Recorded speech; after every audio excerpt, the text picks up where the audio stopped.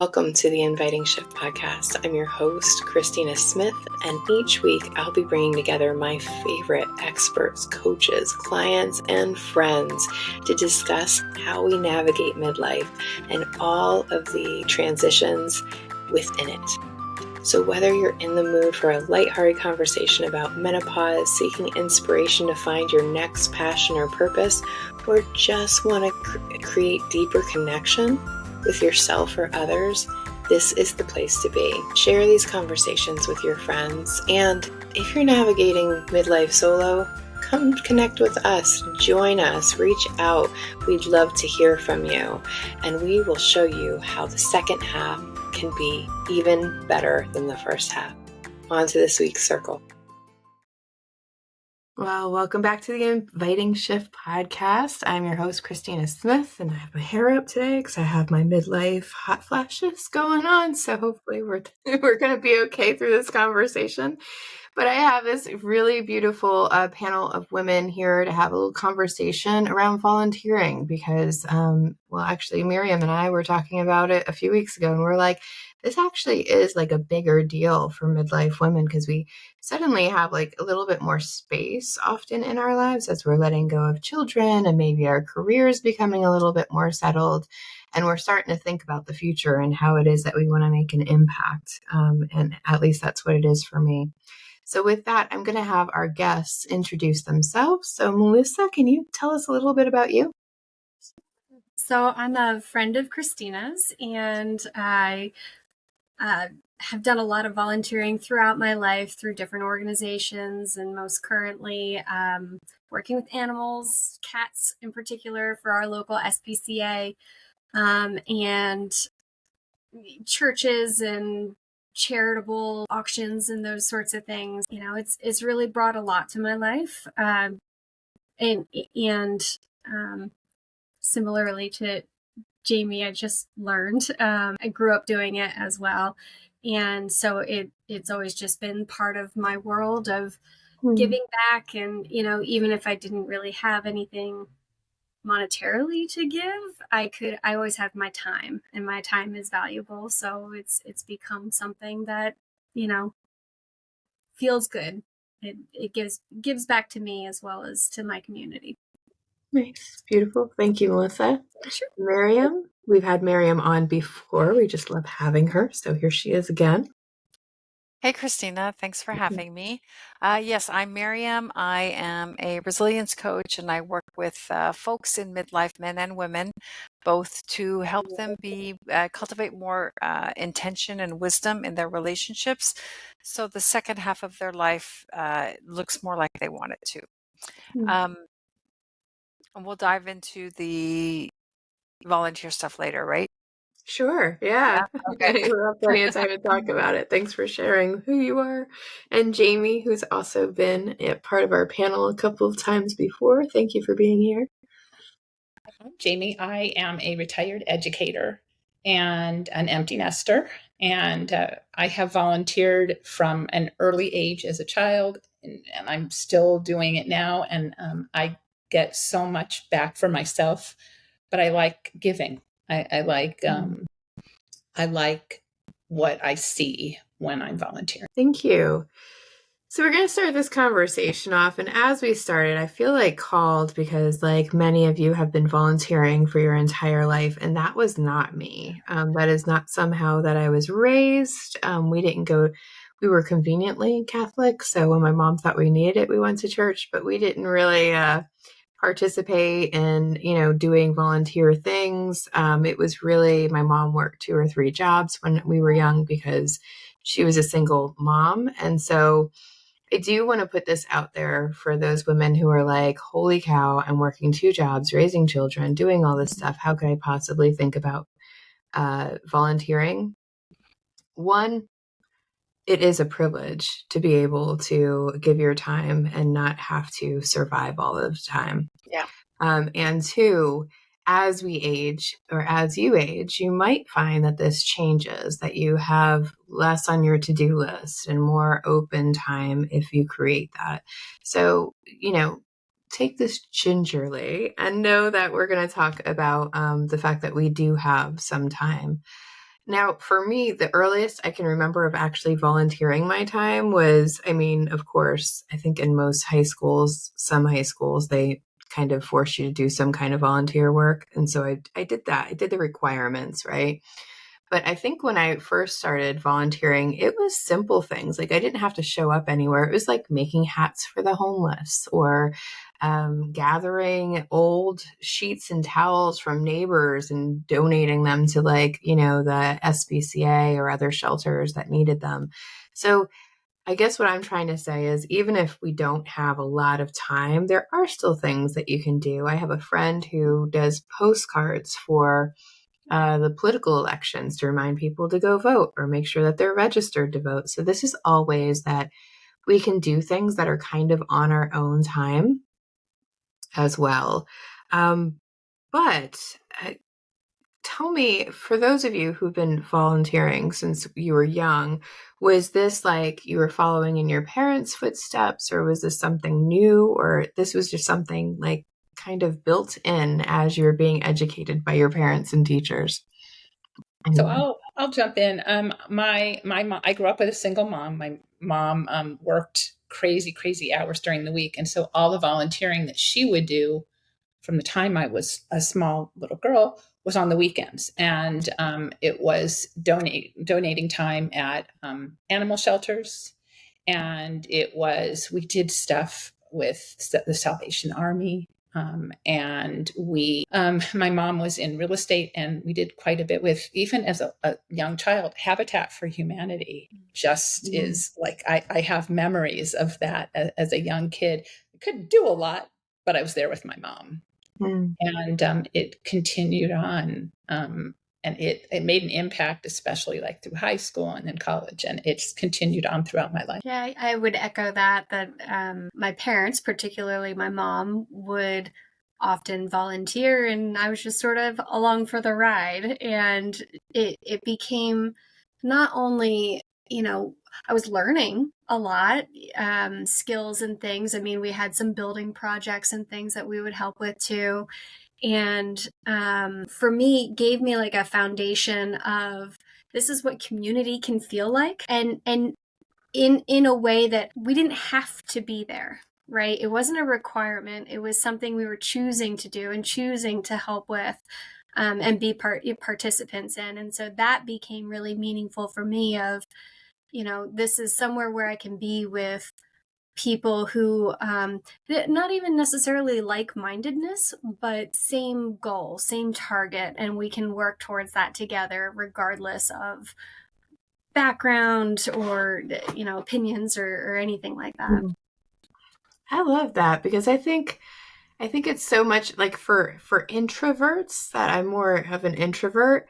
It's easier for me to be with people when I have something to do, like when I have a job or a shared goal or a shared something. So that's what I'm hearing is one of the benefits that you get is like it feels good to accomplish something together, and getting to have those connections, which is also important in midlife. So, if we need more connections, I'm guessing Maryam's going to tell me about this because I know Maryam makes some connections about for it, yeah. volunteering. Yeah. You want me to dive in? Yeah, dive in. Well, it's really heartwarming to hear Jamie and Melissa, talk about how they were like with their families and kind of tagging along while their parents were volunteering. I didn't have that experience. At least I don't remember. Outside of what was required for me to volunteer, most of my just volunteering started, I think I was in mid to late 30s. And dabbling in different things. And then, I've dabbled in different various ways of volunteering, like serving on boards, donating money, working with the refugees, but all of them have kind of been short. This last year, I started volunteering at my local animal shelter. And it's the most I've ever been this involved with volunteering, and it feels fulfilling. Yeah, it feels fulfilling. And exactly what Melissa said, you have this shared, we have this shared interest, a shared passion. we have shared joy, and we also have shared grief, right? When there are certain animals that we cannot help. And the animals that slip through the cracks. So we also share in the joy and the grief. And for me, it's been like the last 15 years I've been volunteering, and most of my volunteering is actually around women's circles and women's groups. And I have also served on the board of Women Within, the international board. And here's the thing that they don't always tell you about volunteering. When we talk about volunteering, I think we automatically can get this like really feel good feeling in our heart. And we're like, oh, isn't that nice of me to donate my time? And what, Maryam slightly alluded to is that it's not always easy, right? It's not always the feel good feeling. And so, just in case you are sitting there and going, I volunteered, man, that was like hellacious. It was hard because, again, like, even though we're all have the same maybe goal and passion in mind, we're still different people. And so there's still going to be challenges. And especially when I sat on a board, and I mean, that's kind of what the board is supposed to do, hash out those hard things and come up with better ways of doing things, even though some people think how we're doing it is fine. And other people are like, no, it really needs to be changed. So there's always going to be challenges, I think, when we go to volunteering. So just assuming that if there's a challenge, because I've seen this happen to many, many boards, is like if there's a challenge, like I want to give up because suddenly it's like I must not belong here if I'm having a hard time. And I would encourage people to look further than that and really stick through some of it. Sure, there might be places where you're giving your time, and if it's like over time you're like, wow, this really is giving me nothing, then that's something. But I think the hardest volunteer position I ever had was on that international board, and it's because at the time I was on there, we were talking about some really dicey issues. And, people had very, very different ways of believing around it. And they were quite passionate about their beliefs. And what was really lovely about that is we were lucky to have a woman named Chartosi who founded the organization, who would stop everything and make us do our own work about things and get through it. So at the end of the day, we could still have dinner together and nobody was angry about what was going on. They all felt heard and all felt loved and cared for, which doesn't happen everywhere. That's a women's organization. I'm willing to bet that some of you have some stories about how it wasn't great sometimes. And I'd be happy to hear them, just so that we can really have a realistic look at volunteering. And this is not to discourage anyone. This is to get like the reality of it so that we're all prepared for what it is that we want to do. And we'll talk about the benefits and all the beautiful things that we've gotten from it too. But I want to get the hard stuff out of the way, because I know that we can create this like fairy tale around like, oh, you just show up, you bang some nails, and you built a house, and it's beautiful. Everybody's just loved each other. I can definitely speak to that. I think the greatest skill I gathered from volunteering is it really, really helped me learn boundaries. Because if you're with an organization that maybe doesn't have so many volunteers, it's very easy to be the it for all the things. And so knowing exactly what you want to be able to contribute, what you're willing to compromise on versus, whether that's time or the energy or, dealing with conflict resolution, just knowing where you are going into it can be really, really helpful, because it sets a tone, from the second you start. Because if you don't, what I found for myself is if I didn't set those boundaries, that I was walked all over and ended up putting in so much more than I was getting out of it. And then trying to get back out of that is even trickier. Yes, because once you start saying yes, they're like, oh, call Christina. She says yes to everything. In fact, I remember a few years ago when I was moving from the East Coast to the West Coast, I was still traveling, and there was people from the West Coast Women Organization that was like, hey, do you want to be on our board? Do you want to volunteer? And it's like, I haven't even gotten a house yet. Hold on, like, give me a second. But that's, I mean, and it feels lovely to be wanted and loved. And it was really important for me to really check in with myself and say, is this right for me? How much do I want to give? In what capacity do I want to give it?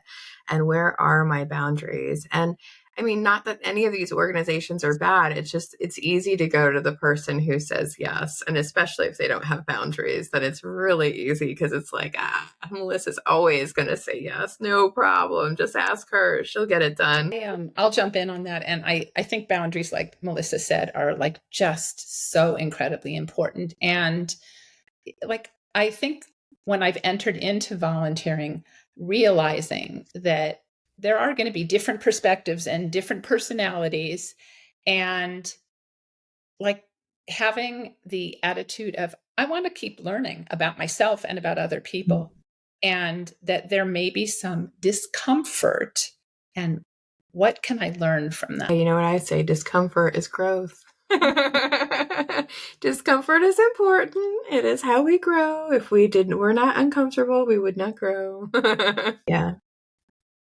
So boundaries are really, really important for you to be clear on what is it that you want to give. I think that that's probably one of the biggest spots. And I love the idea that Jamie just brought up about growth, because like volunteering has taught me a lot about myself. In fact, like a lot of my original confidence comes from sitting on that board, because when they asked me to be on the board and we did the whole interview and everything, it was like, I was like nervous. I was like, these are women who have years and years and years of experience. They know what they're talking about.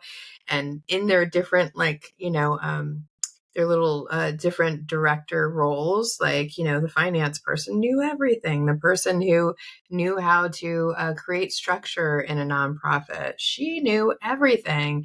And I just was like, wow, I'm just sitting here feeling really small at first. And over time, I really grew into my confidence, because I was like, wow, they actually respect what it is that I do and what I give and the wisdom that I have. And that was pretty amazing. So sometimes stepping up into something is pretty amazing. And those are just some of the benefits that I got, was like, I really started seeing myself as one of those queens at the table, rather than the person at the low end of the totem pole.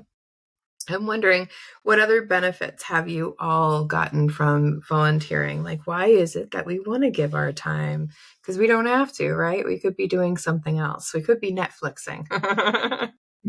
Well, Christina, I can just speaking to what you just mentioned, because you and I had this conversation before where you had to step up into that role. Like for me, like this last year working at the shelter, there were oftentimes where I had to stoop down and actually clean up crates with poop and pee and dirty blankets.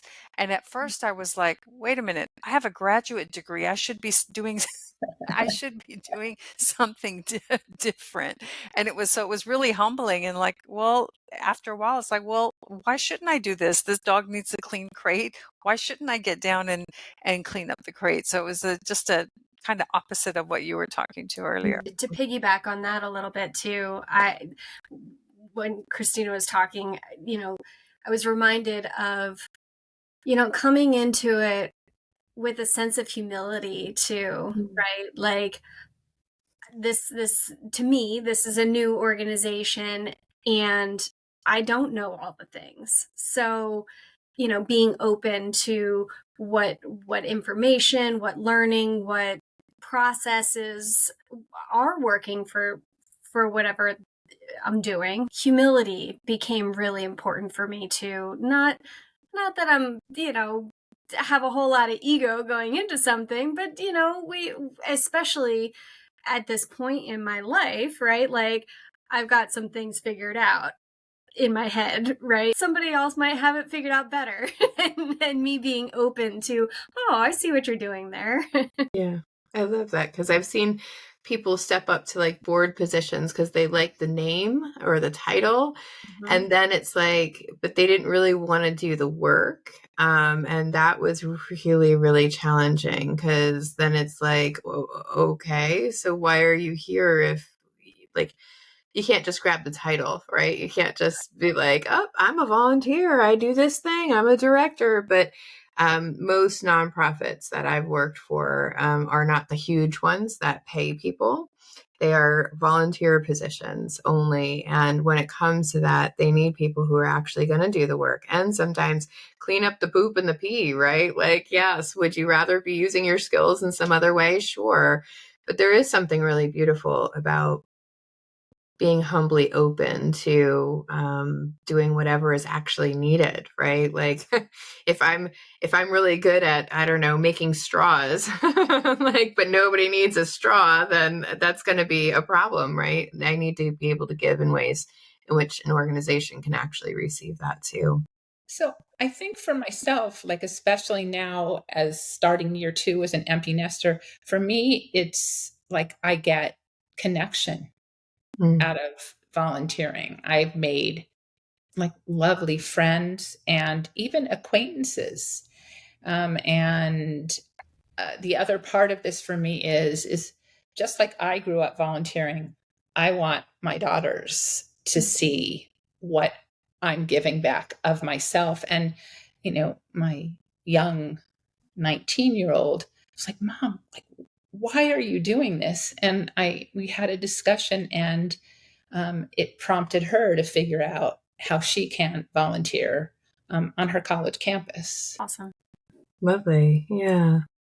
And I think it is something that, I mean, I know we talked about it being privilege earlier, but I think a lot of us have a little bit of time we could be giving here or there. And again, even if that's like crocheting hats for the homeless, or going to the local shelter and seeing, do you just need somebody to walk the dogs once a day or something, like whatever it is, how can we fit that in? Because to me, there is like a sense of pride that I'm offering something without any expectation of return.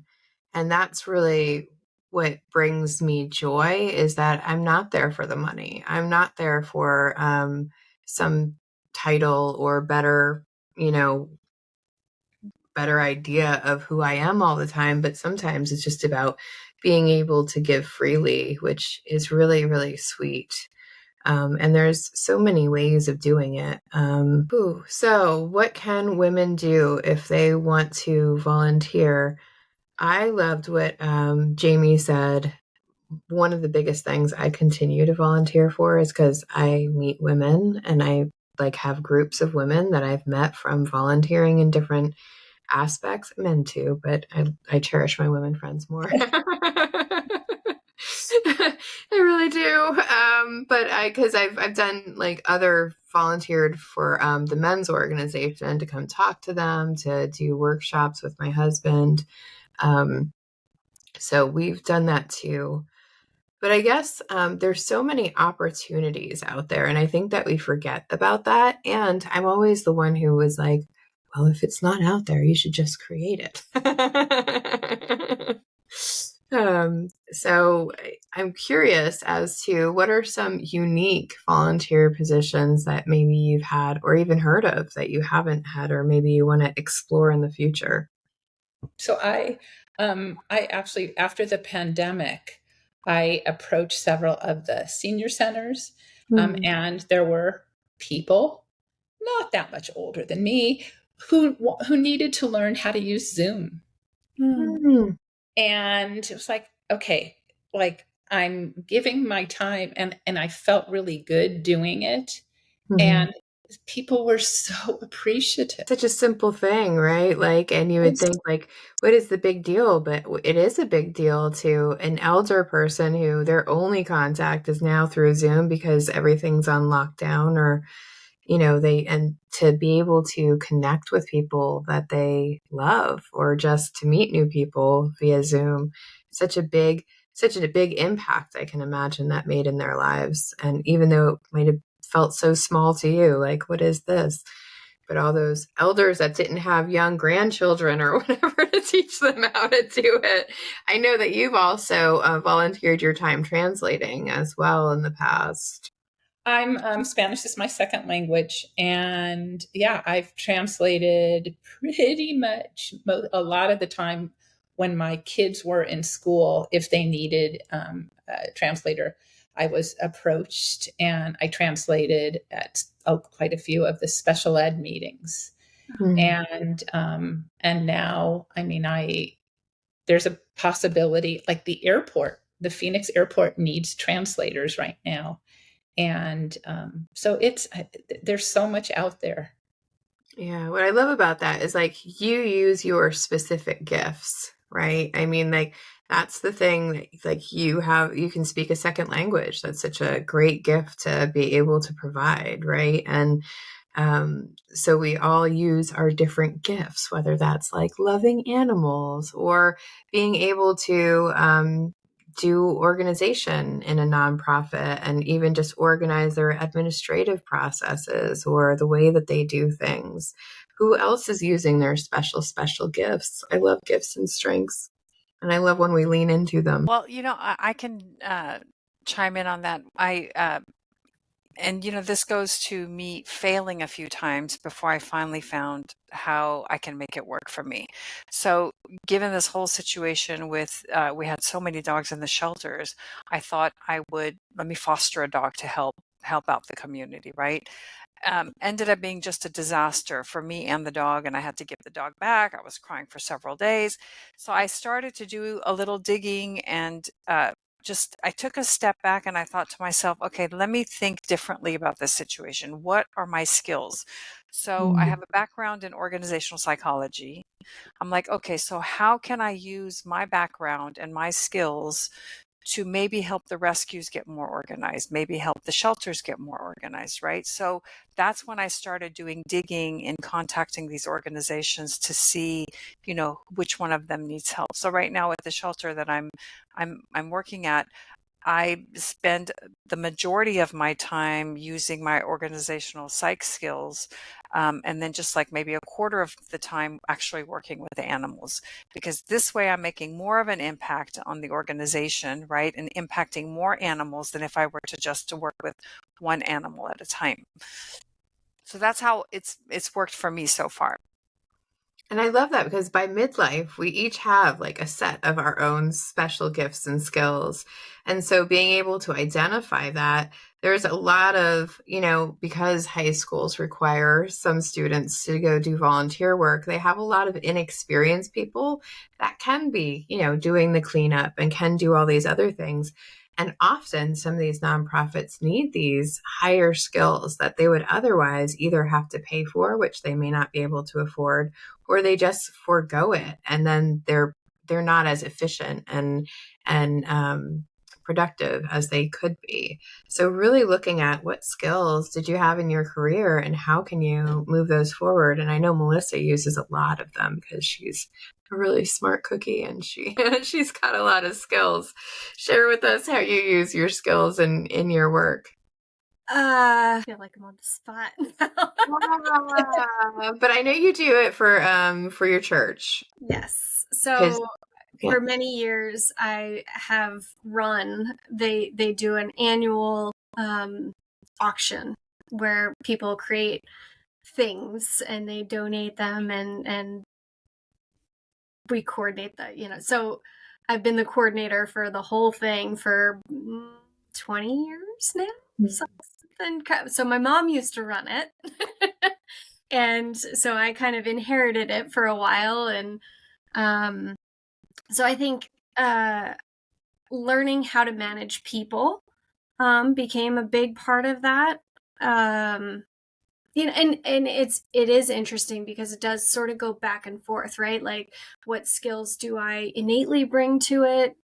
Learned through work and professional growth, and then vice versa. What have I learned from this volunteering that I bring back to my professional life? And I mean, I've gotten so much growth on both sides, and can pull from those various things. It's been really helpful. Yeah, I love that, because you can, like, when you volunteer at a shelter, it doesn't have to be just walking dogs. It doesn't have to be just fostering. However, those are often skills too. We have a friend, John McCartan, that I'm putting his name out there. I hope you're okay with that. But his whole life has been finding colonies of cats that are just out there and taking care of them and trapping them one by one to make sure that they've all gotten fixed, and then he releases them again if they're fit to be released. But he's been doing that for decades, and that's just who he is. He doesn't do it for any one specific organization. He just does it because he loves the cats, and he's really good with them. They come right up to him, and they tend to trust him. So his skill is being the cat whisperer. That's what I call him. Well, beautiful. One more thing I wanted to talk about is just that knowing when it's time to move on. And I know that this is hard, but knowing when either you want to volunteer in a different way, or you want to volunteer at a different organization, or whatever. And I guess this comes up for me because one of the hardest things about volunteering for me was when I was on the board. They had asked me to stay a second term, even though I knew in my heart there was no way I could manage it, because what was expected of that position was way beyond what I could give it. And that was really hard for me. And I sat in this position of, well, I have to because nobody else will do it. What if they can't get someone else to do this? And I guess one of the biggest lessons I learned was I finally did leave, but I left when it got to be so much that I was like, whoo, way over my head. And I left with a fury and a fit, and I just can't do this, a breakdown. But what was really beautiful and a huge lesson that it taught me was when I moved out of the way, they got 4 or 5 women to come in. And one of them became director, but the rest of them actually supported her. And it happened right before the pandemic. And during the pandemic, they built this whole online site for the organization. They did things that I would have never been able to get to, that I could have only have dreamt of.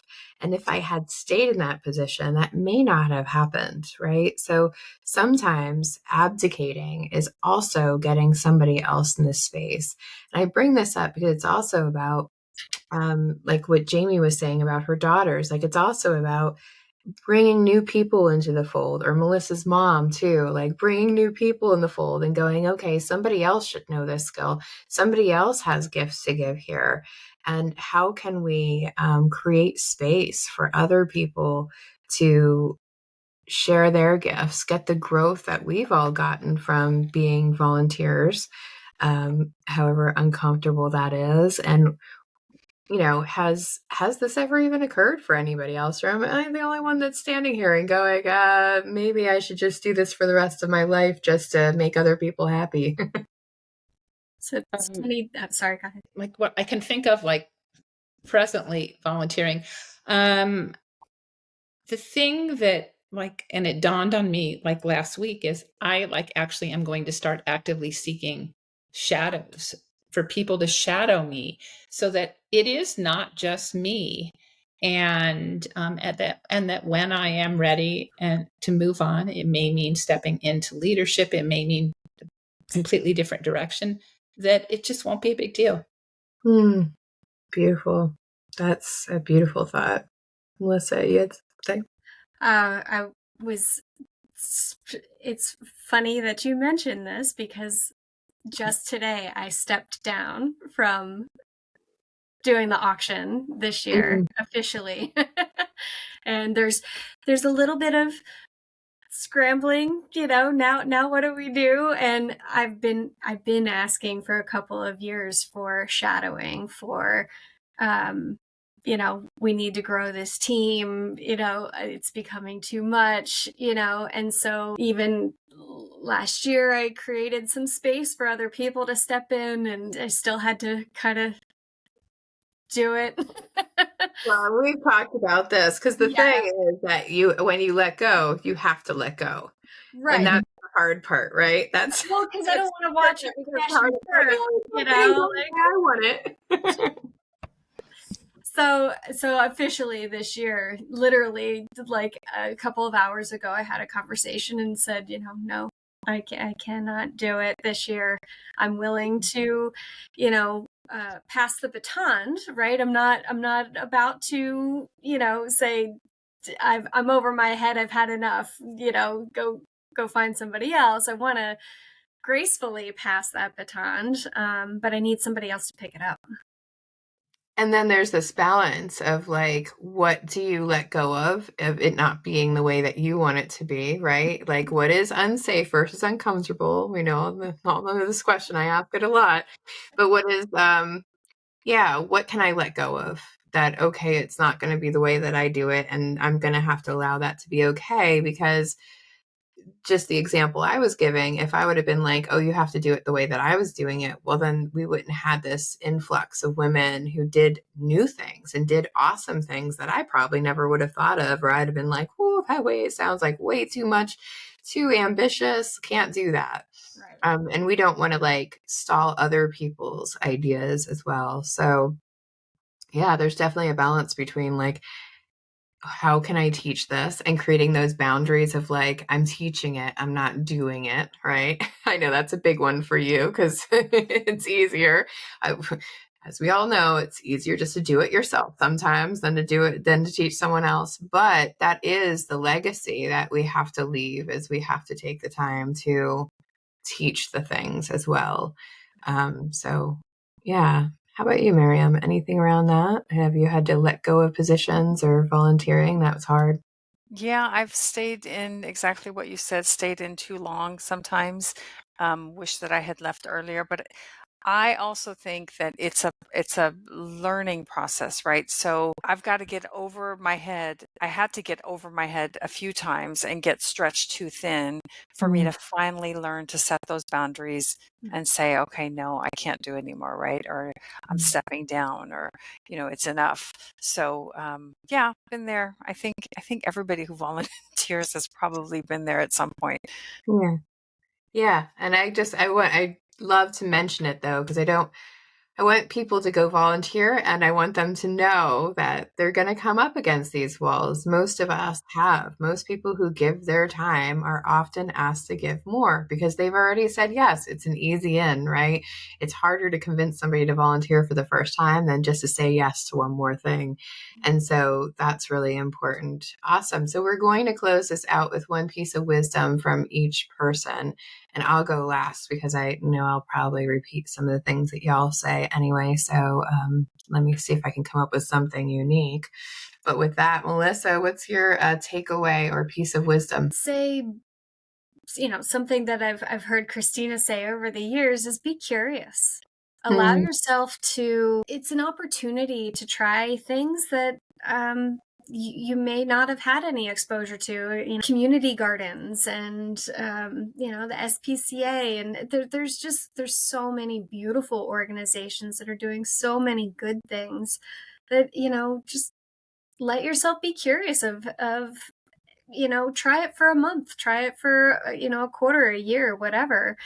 And there doesn't need to be a commitment out of the gate. Two things that I want to stress in relation to the stage of life that we're in is, one is, in this stage of life, we tend to become lonelier. I see this in my clients, and I see this in my circle of friends. And I think volunteering with something that we're passionate about and sharing that passion with a community of people is so undervalued in our age group. So that's like one big thing that I want to encourage people in our age group to, just get out there and get curious and, try out different various forms of volunteering, because that really is the key to connecting us to other people and creating that connection. So that's one really important thing. And the second thing around that is also in our age and stage that we're at, we're looking for more meaning and purpose in our life. And this really is the pathway to get us there, right? Getting curious about what our passions are, and how we can find that meaning and purpose through volunteering in those industries. Beautiful. And Maryam, how can people reach you? They have my website. I'm stumbling on my words. I'm on Instagram at Embrace Your Wisdom. You can find me at Embrace Your Wisdom on Instagram. And I think you're going to put a link to my website and how they can contact me if they like to. Yeah. Sure will. Thanks, Maryam. And Jamie? Well, after the two beautiful, I think what I'll add is just be open to possibilities. That even at this empty nest stage of my life, I like trying new things. And if it doesn't fit and it doesn't feel comfortable, I'll try something else. And I like just being open to that.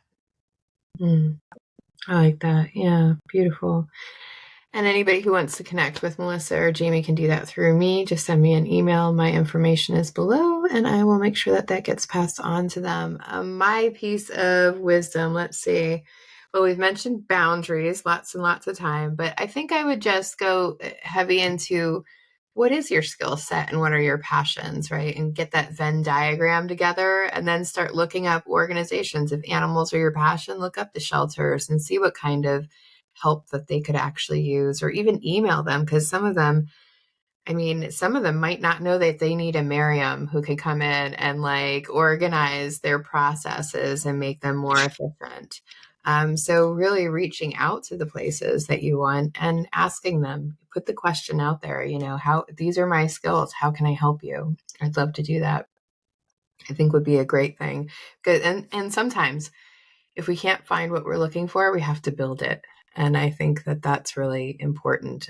There's been plenty of places where I did not have a women's circle and I built it. I volunteered my time. I ran lots of open circles and I built what I wanted. I've done that with networking groups out of volunteering, all kinds of things. So if you don't see it, maybe consider building it. And with that, thank you, all you beautiful women, for showing up today and volunteering your time. No one was paid for this. And just sharing how it is that volunteering has been supporting your life. And I think that midlife is a stage where we can start to think about that again as our lives settle a little bit. So thank you all. And thank you, audience, for tuning in. We'll talk to you next week. Are you ending? Thanks for tuning in. It really means so much to all of us. If you're craving some real connections and you want to have these midlife conversations, join us for our next New Moon Circle. You just go to invitingshift.com/new moon and join our community. Share, support, be inspired by a group of fabulous women just like you, navigating midlife and growing connections with themselves and others. Want to support our show? The podcast world is so competitive, and your likes, subscribes, and reviews make a huge difference. Seriously, those small little clicks help us reach more amazing women. Be a hero and spread the word. I'll see you next week.